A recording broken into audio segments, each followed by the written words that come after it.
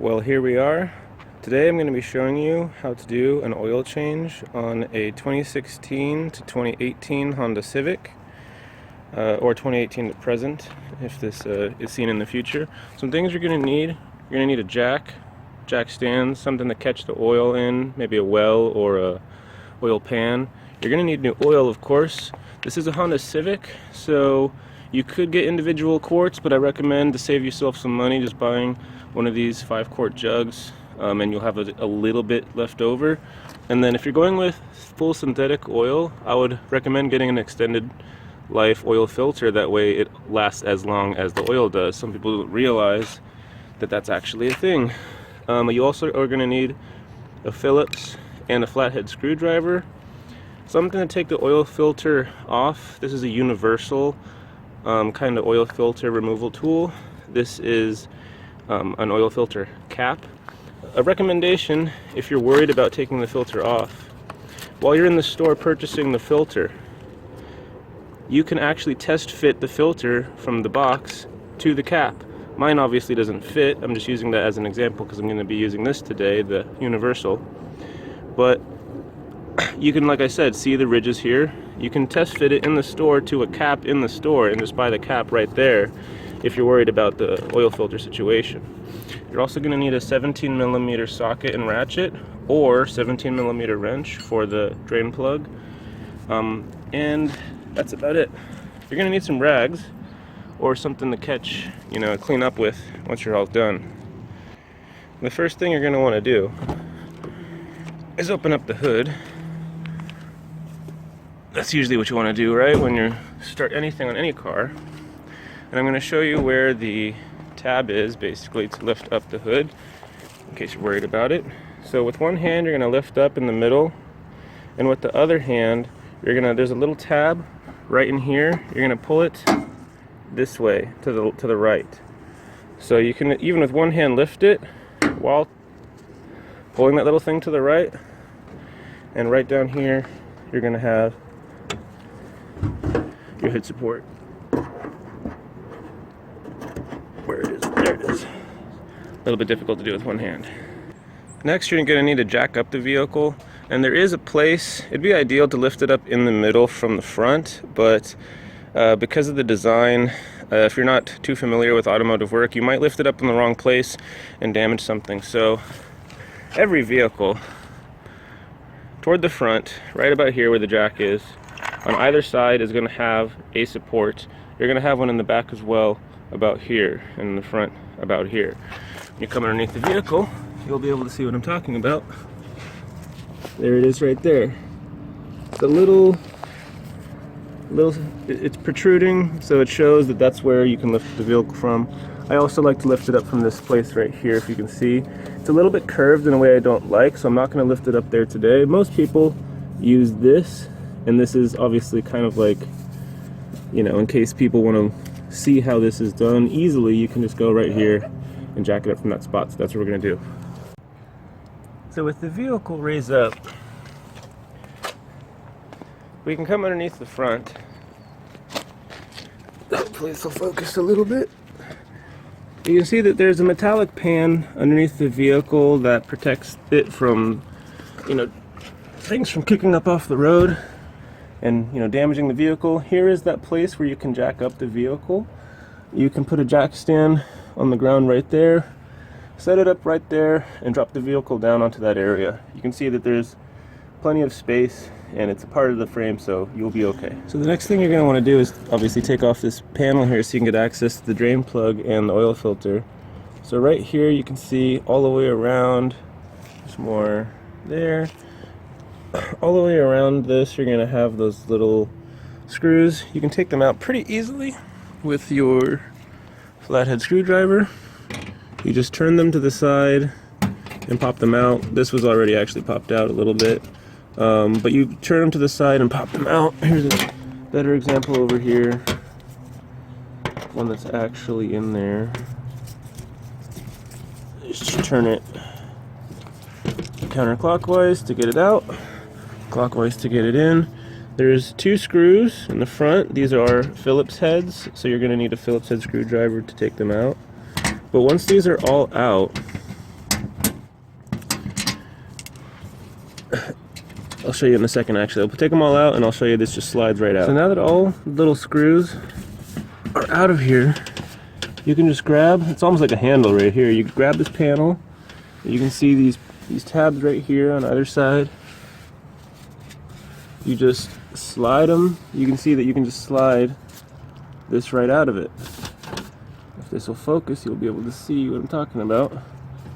I'll slide this right out. You just push it back, pops right out. Do the exact opposite. Exact opposite to put it back in. All right, still under the vehicle here. You have the drain plug right here.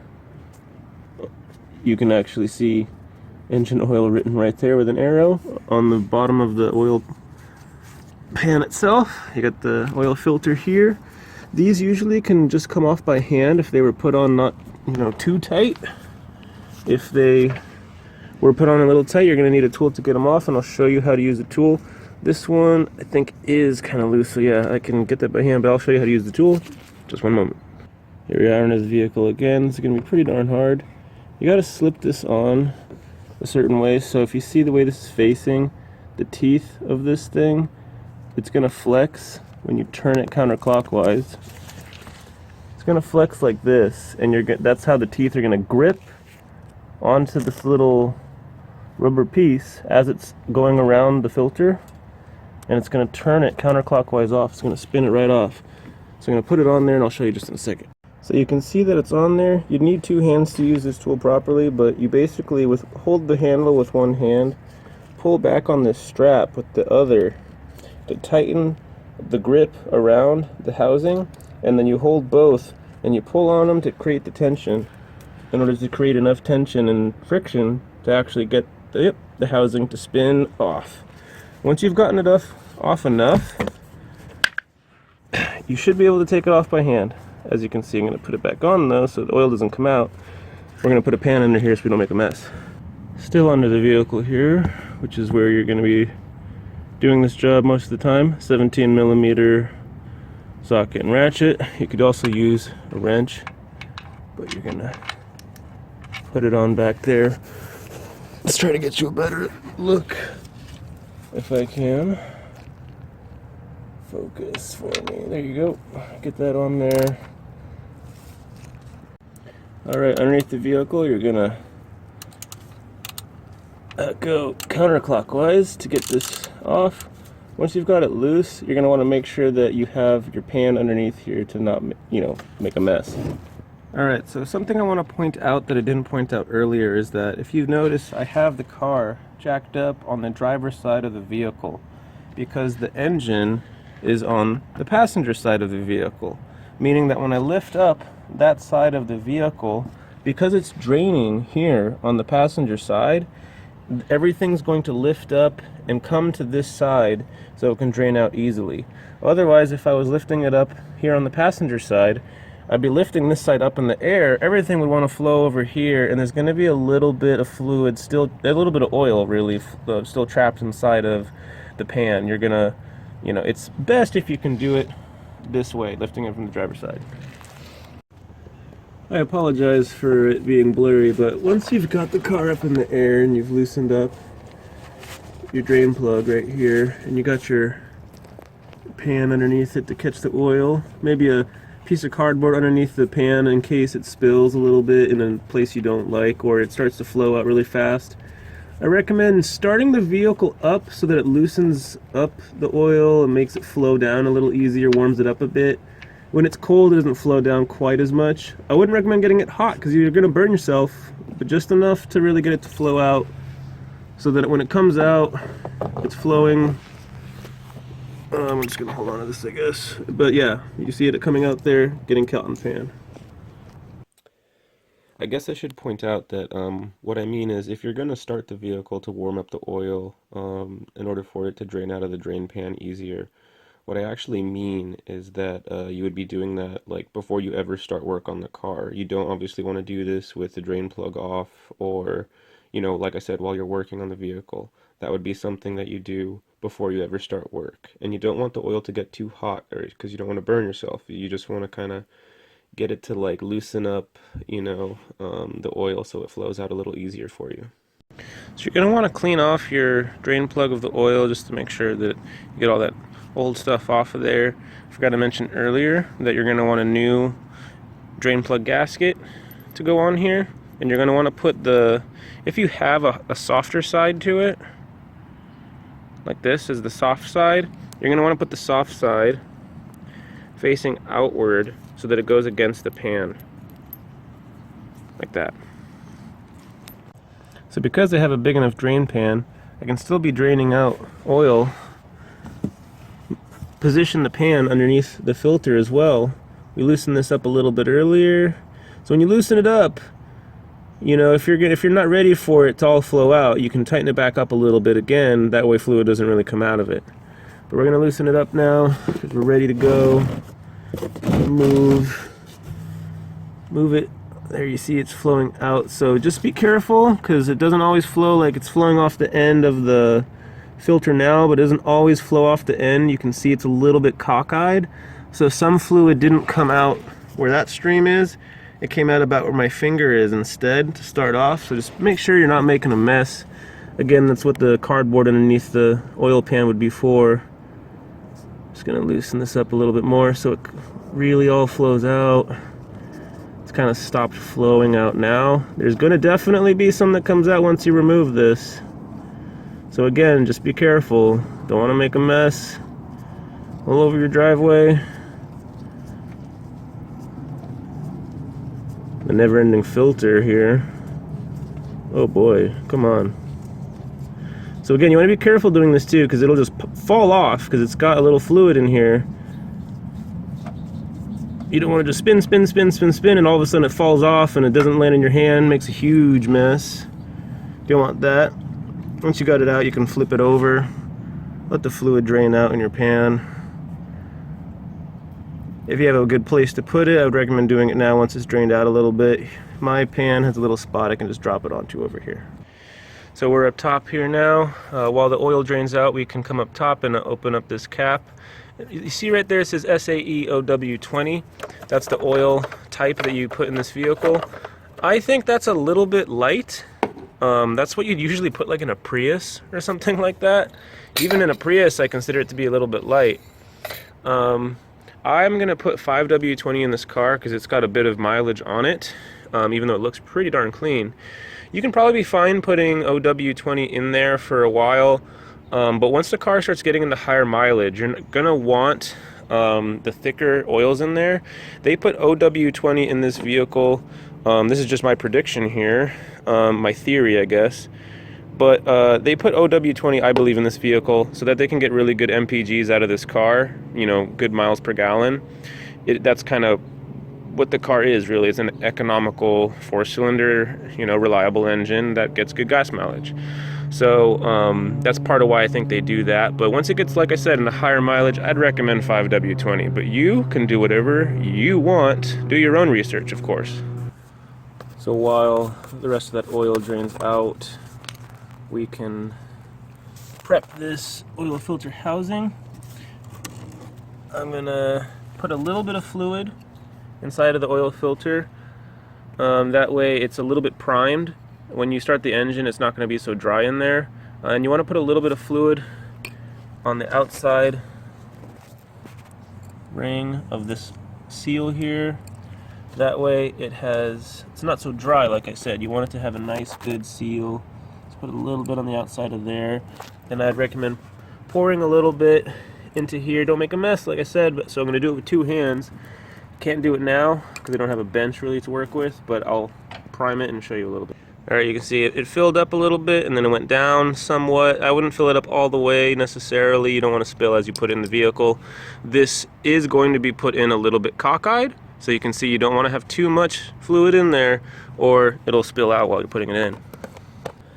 So using a clean rag you didn't have lying around on the floor or something that's got little stones and stuff all stuck to it, you're going to want to come in here and clean off the oil filter housing area. of all the oil and residue in there so that it can be ready for the oil filter. This is all stuff that can be done while the vehicle is draining oil. Make sure you take a look and make sure it's still draining into your pan and not all over the floor.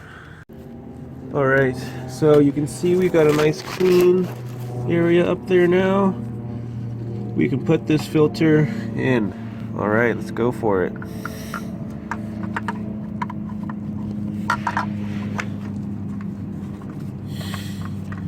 Like I said, I already had this primed up a little bit. You can see I didn't put too much fluid in it. It's not all flowing out all over the place. If you get a couple drops out, it's probably not the worst thing ever. Now these can just tighten up by hand. You don't have to tighten these up to a crazy high amount. This should be at about the same as what the drain plug is. Something around, 20 to 30 foot-pounds. Tightening it up with my hand, like I said, that's how these kind of are done. You tighten it up by hand, you can take it off by hand. You don't want it too loose, but you don't want it too tight. So, nice and firm, so it's snug, but don't Hulk smash this thing on there because it's going to be really hard to get off again. Then you're going to want to clean off the surface around here in case any oil residue seeped out the outside of that little seal. Again, while the vehicle's draining the oil, you're doing an oil change now. Oil's draining out. It's too late to go back now. You can come in here and you can actually reset the monitor for the oil life light. It's set by the mileage that you go. So if you're doing extended life oil, extended life filter, it's going to go off probably earlier than you want to change it. So YouTube it if you can't figure it out. I'm going to show a video here in a second of how to do it yourself so you don't have to do that for this vehicle. But if you have another vehicle you're working on, just YouTube it. That way you know how to do it and you can reset it whenever you feel like. Once the vehicle's done draining oil, you can put back the drain plug. I'm going to let it drain a little bit more for myself. I'm just going to show you how the drain plug goes right back in. Pretty easy, don't have to worry about it. Just put it all the way on. Don't worry about that little drip right there. You can wipe that little drip once it's actually tightened. So, wipe it clean. Feel around the edges there, make sure you get it all. Now you're going to want to pull out your pan. Now that you got it all on there, get it out of the way. Tighten up your oil drain plug to, I already tightened it up. But don't forget to tighten it up to about 30 foot-pounds, maybe 20, 30. Look it up for your vehicle. This vehicle is about 20 to 30. So some people are actually going to whip out a torque wrench when I say 20 to 30 foot-pounds, or at least, that's the possibility of what someone might do. I don't necessarily recommend doing that because a lot of torque wrenches are used for tightening down the wheels or something like that. Higher torque specs like 80 foot-pounds or something like that. And if you're used to doing that with the torque wrench is not going to be as accurate at lower increments like 20 or 30 foot-pounds. So you could put on a torque wrench to try to tighten up the drain plug down on the bottom of the vehicle in the drain pan, and you might accidentally break off that bolt because you tightened it too tight, because torque wrenches are used to tightening up higher increments. Unless you get a torque wrench that's specifically designed for smaller increments, like stuff up here, not really more high powered, high torque specs, then you might be okay. But hand tight is usually okay. I may have forgotten to grab a funnel, so definitely grab a funnel. If you don't have one, you can always make one or go get one. Definitely have one before you start. I'd put 3.5 quarts in here to start, and then I'd check the oil level with the dipstick and go from there. You don't want to overfill it, because if you overfill it, then it's a lot harder to get the oil out than to just add a little bit of fluid. So start low first. Alright, this part's pretty easy. We're checking the oil level here. Pull out the dipstick, wipe it off on a rag or towel. Make sure that it's nice and clean on that area there, because that's where you're going to be looking at the oil level itself. Drop it in. Make sure it goes down all the way, but be careful when you're putting it down all the way because it has an O-ring on there. If you push it down and it clicks down too hard, it might cause a little bit of splash and it might not be so accurate. So you can see there it is, right on the bottom line there. We're going to want it around the middle between both those lines. So we're going to need a little bit more oil in here. As you can see, I've almost put 4 quarts in, so I'm just going to go ahead and put in the rest of the 4 quarts, leaving that last quart out in case I need to add more. Again, when you check the oil, you're going to want to have the car on an even level. It's up right now on one side. It's about where it needs to be right now, but it's going to go down a little bit, meaning the level of the oil is going to go down when you start the engine and it fills all up everywhere. So we're going to let it down, start the engine, and then check it again. Before putting the vehicle down, we're going to want to obviously put this pan back on. So we're going to start the engine, make sure there's no leaks, and then put the pan back on. Don't forget when putting this panel on that the curved side is actually towards the back of the vehicle and the flat side is actually towards the front. You'll know that's the case because these parts that have the screws that go into them that actually screw in with Phillips are on the front, like they were when you took it off. Make sure that these little tabs actually get slid on properly like that and don't get stuck behind it. So again, we're going to pull out the dipstick, wipe it clean, put it in, take it out, check the level. So it's right there in the middle, that's where we want it. So we're going to reset the oil life light. As you can see there, that is the oil life light. I'll turn the key off for a second so you can see it come on. What you're going to want to do is, using the trip button over here, you're going to want to make sure that you can just keep pushing it over and over until you find the oil life. And once you find it, you use the same button over here, you hold this down. You keep holding it probably like, 10 seconds, something like that. And then once it starts flashing like this, you can release, and you push and hold it down again. Keep holding it down until it flashes again like that, and then it's done. Once it flashes the one singular time and stays solid, you're done. Car's ready to go. You can turn the power off once again, start the car up, and the oil life should be at 100%. Hey, thanks for watching. Like and subscribe. There will be plenty more where that came from. And if this video helped you out, you can help me out. There's a PayPal in the description. Literally anything helps. Thanks.